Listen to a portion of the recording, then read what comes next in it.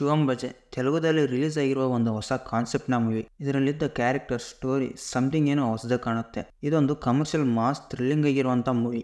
ಇದರ plot, Chandu bank ಅಲ್ಲಿ loan agent ಆಗಿ ಕೆಲಸ ಮಾಡ್ತಾ ಇರ್ತಾನೆ. ಇನ್ನು ಅವನ ಮನೆಯಲ್ಲಿ ಅವ್ರ ತಾಯಿ ಮತ್ತೆ ತಂಗಿ ಇಬ್ಬರೇ ಇರೋದು. ಅವಾಗ ತಾನೇ ಒಂದು ಹುಡುಗಿನ ಲವ್ ಮಾಡೋದಕ್ಕೆ ಶುರು ಮಾಡ್ತಾನೆ. ಒಂದು ದಿನ ಅವಳಿಗೂ ಇಷ್ಟ ಆಗಿ ಇಬ್ರು ಲವ್ ಮಾಡೋದಕ್ಕೆ ಶುರು ಮಾಡ್ತಾರೆ. ಇದು ಇವನ ಜೀವನ.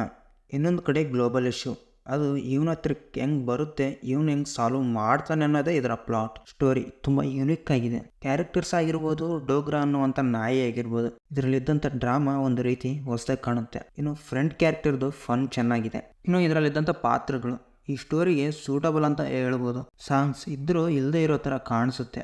Making, story telling, screen play, ಇನ್ನು ಆ ಹೊಸ ಬರವಣಿಗೆ ಚೆನ್ನಾಗಿತ್ತು.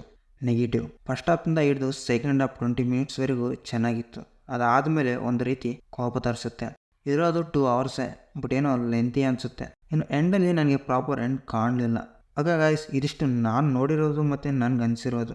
ನೀವು ಈ ಸಿನಿಮಾ ನೋಡಿದರೆ ನಿಮ್ಗೆ ಹೆಂಗೆ ಅನಿಸಿದೆ ಅನ್ನೋದು ಕಮೆಂಟ್ ಮಾಡಿ. ಹಾಗೆ ಲೈಕ್ ಮಾಡೋದು ಮರಿಬೇಡಿ. ನೀವು ಮಾಡೋ ಲೈಕಿಂದ ಇನ್ನೂ ಹೆಚ್ಚು ಜನಕ್ಕೆ ರೀಚ್ ಆಗುತ್ತೆ. ಇರೋದು 109 ಜನ, ಒಬ್ಬೊಬ್ರು ಒಂದೊಂದು ಲೈಕ್ ಮಾಡಿದ್ರು 109 ಲೈಕ್ ಆಗುತ್ತೆ. ಮಾಡ್ತೀರಂತ ಅಂದ್ಕೊಂಡಿದ್ದೀನಿ. ಓಕೆ, ಮತ್ತೆ ಸಿಗೋಣ.